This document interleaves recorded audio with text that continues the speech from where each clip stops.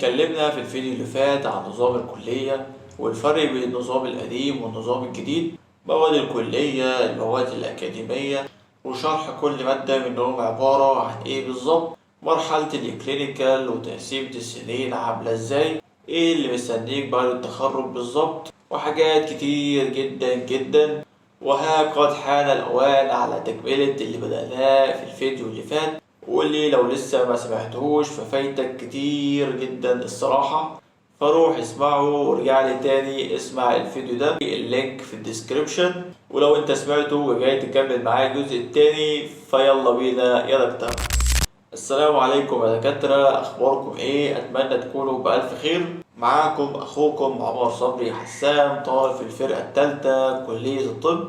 هنكمل كلامنا في الفيديو ده عن تعريفنا لكلية الطب وكل حاجة محتاج تعرفها عن الكلية بالتفصيل. وهنبدأ كلامنا في الفيديو ده بالموديولات اللي هتلاقيها عندك في المرحلة الأكاديمية، علشان نسيت أكلمك عنهم في الفيديو اللي فات، وهم عبارة عن حوالي 11 مديول. والبداية عندك غالبا هتلاقي حاجة اسمها الانترودكشن أو مديول اسمه structure and function، وده بتدرس فيه المواد النورمال بس، واللي عرفتهم لك بالتفصيل في الفيديو اللي فات. فاكرهم ولا ايه؟ ما علينا، لو نسيتهم فعندك الفيديو ارجع اسمعهم تاني بالراحة وتعالى كمل معايا. بعد كده هتلاقي عندك مديول بالمواد الابنورمال، واللي هم 4 مواد برضو كلمتك عنهم بالتفصيل في الفيديو اللي فات. وبعد كده وغالبا بداية من الترم التاني هتبدأ بالمديولات اللي هي السيستمز، ودي ترتيبها وعدد المواد اللي بتدرسها في كل مديول بيختلف من جامعة لجامعة. هما حوالي 9 مواد بالظبط: CVS أو الكارديو فاسكولار سيستم، CNS أو السنتر نيرفس سيستم، مديول الاندوكراين أو الغدد الصماء، الريبرودكتيف أو الجهاز التناسلي، الريسبيراتوري أو الجهاز التنفسي، الرينال أو الجهاز البولي والكلى، بلاد وده بتدرس فيه الدم بكل مكوناته، الجي اي تي أو الجاسترو انتستينال تراكت، الماسكولو سكيليتال سيستم وده بتدرس فيه كل حاجة ليها علاقة بالعضلات. ده كل موديولات اللي هتلاقيهم عندك. طبعا في جامعات بتختلف عن جامعات، فانت حاول تسأل جامعتك ماشية على اي نظام بالظبط. ندخل بقى في موضوع الفيديو الأساسي، وهو إيه الطرق المتاحة ليك بعد التخرج. أنت دلوقتي بقيت خريج ومخلص امتيازك والدنيا بالنسبة لك بقت تمام، وهم عبارة عن 4 طرق معروفين أو 4 تراكات معظم الخريجين بيمشوا فيهم. وأولهم تراك الجامعة، وده لو ربنا كرمك ورتبت على الدفعة، وليكن مثلا ترتيبك من أول 100 على جامعتك أو على دفعتك. وهنا بيكون ليك حاجة اسمها نيابة الجامعة، ودي بتنقسم لحاجتين: نيابة ببوست أو نيابة من غير بوست. مش مهم التفاصيل، أو بكلمك عنهم بعدين. وحابب أعمل فيديو أكلمك عنهم بالظبط والفروقات اللي بين كل واحد والفروقات اللي بينهم. احنا بس دلوقتي بنحاول نعرفك الحاجات الأساسية. وبعد النيابة بتتعين معيد، بعدها مدرس مساعد، بعد كده مدرس، بعد كده استشاري، وهكذا بتبدأ تترقى في الوظائف. تفكك من التخصصات وتاخد مادة أكاديمي زي اللي كلمتك عنهم في الفيديو اللي فات، بعيدا بقى عن المستشفيات ووجع القلب ده. تاني تراك وهو الصحة، وده بتكون تابع لوزارة الصحة، وبيكون كالتالي: انت بتتخرج مالكش نيابة جامعة، بيكون لك حاجة اسمها تكليف، وده بيكون في الوحدات الصحية اللي موجودة في القرى، وده بتكون فيه ممارس عام وبيكون حوالي 6 شهور أو سنة. ولما بتخلصه وتخلص بعديه الجيش بيتفتح لك حاجة اسمها نيابة الصحة أو تسجيل الرغبات، بتقدم فيها على تخصص معين، وده بيكون على حسب مجموعك التراكمي خلال 5 سنين بتوع الجامعة. وده بيكون على مستوى طلاب الجمهورية كلهم. كل الخريجين في سنتك بيسجلوا على موقع واحد، وبيبدأوا يملوا رغبات زي رغبات ثانوي بالظبط.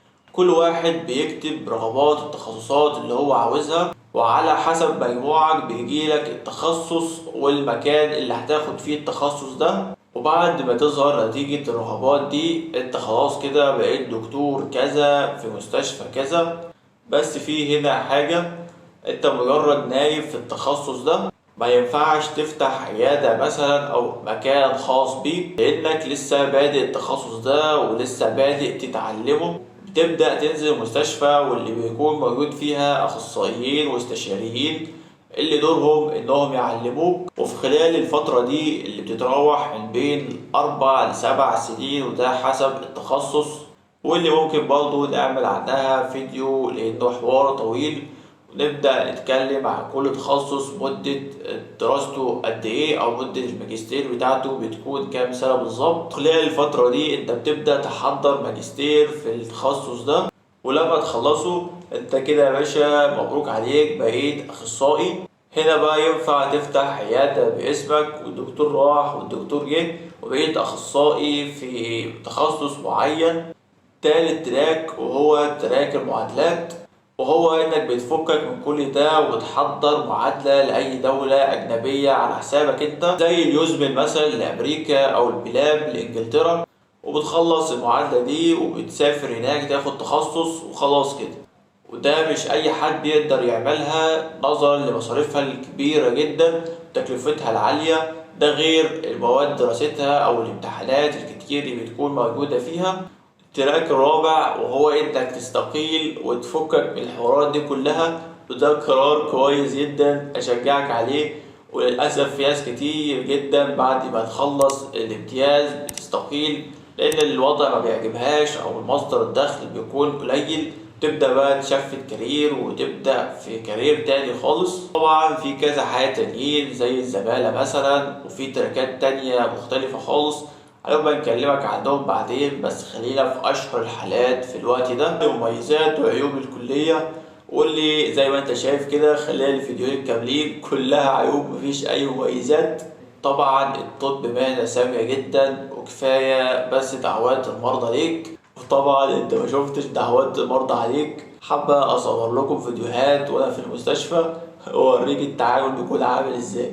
لا بجد الطب مهنة عظيمة جدا، وده بعيدا عن اللي بيحصل في مصر. يكفي انك بتكون مجرد سبب من اسباب كتير في شفاء مرضى، ودي حاجة عظيمة جدا. ربنا يستعملنا جميعا في خدمة الناس ولا يستبدلنا ابدا. طبعا البرستيج العالي والدكتور راح والدكتور جه، واللي لو انت داخل كلية علشانه انصحك انك تحول من دلوقتي، متستناش حتى تدخل الكلية لانك مش هتكمل في الكلية دي. كلية فعلا محتاجة ناس تكون عاوزاها وهتستحمل كل قرفها، هتستحمل كل سنينها الطويلة دي، هتستحمل موادها، هتستحمل ضغطها والاسترس اللي هتكون فيه على طول. وانا بنصحك يا ابني لو انت داخل الكلية دي بالغش او المجموع ده مش بمجهودك فحول برضه، لانك صدقني مش هتستحمل كل ده لانك مش متعود على الضغط ولا المذاكرة. فهيكون قدامك حاجتين، يا اما هتسقط كتير وهتحول، ويا اما هتعدي وهتتخرج عادي بس هتكون ابيض مفيش اي حاجة، هتطلع زي ما هتدخل وهتضيع عمرك على الفاضي. فليه اصلا وجع القلب ده؟ سيب مكانك لحد يستاهله.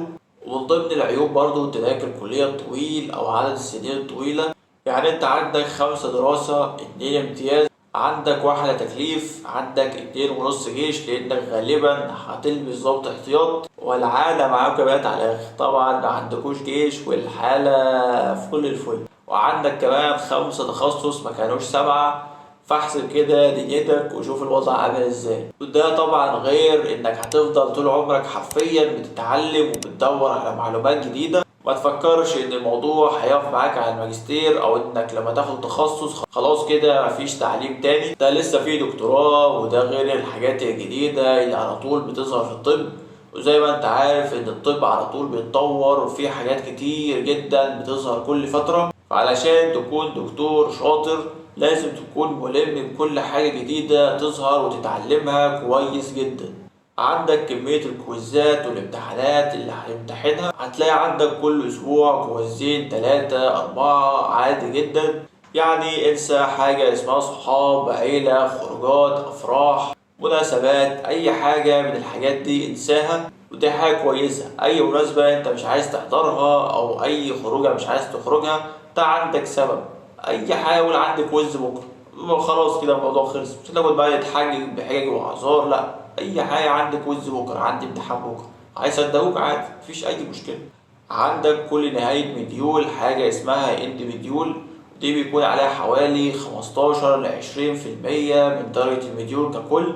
عندك بقى اسايمنتات وشيتات وحاجات لازم تتسلم. انا مش بقولك كده بعقدك او بقفلك من الكلية، لا والله، انا عاوزك تدخل تكون عارف كل حاجة علشان ما تدخلش تتفاجئ زي كده وتقع على وشك في اول سنة. ولو اي حد عنده سؤال بخصوص اللي فات ده او اي سؤال يدور في دماغه وما اتكلمناش عنه في الفيديوهين دول، يسيبه في كومنت او يبعت لي على الفيس او الانستا، هتلاقي عندك اللينكات تحت في الديسكريبشن. ده غير جروب التليجرام اللي عملته لك مخصوص بحيث يكون التواصل بيني وبينك اسهل، واللي هنزلك عليه برضو ريكوردات وملخصات هتفيدك جدا في سنة اولى، فما تنساش تنضم. طب بالنسبة لموضوع إلغاء التكليف، زي ما قلنا كده في بداية الفيديو إن التكليف ده بيكون تبع وزارة الصحة. بعد ما تخلص امتيازك وتخلص جيشك بتبدأوا في الوحدة الصحية كممارس عام، وبعد كده في مستشفيات وزارة الصحة. أهو ده بقى القرار طلع بخصوصه، وإنه بقى على حسب الاحتياج. طب يعني إيه بقى على حسب الاحتياج؟ يعني الدولة محتاجة ناس هتبدأ تعين، مش محتاجة ناس مش هتعين.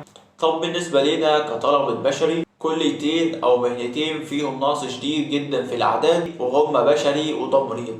كنت شفت بوست من كذا يوم كده كان في إحصائية إن حوالي 60% من الدكاترة برا مصر، سواء في دول الخليج أو في أمريكا أو في إنجلترا، ألمانيا، كندا أو أستراليا ودول تانية كتير جدا. التمريض نفس النسبة أو أقل حاجات بسيطة.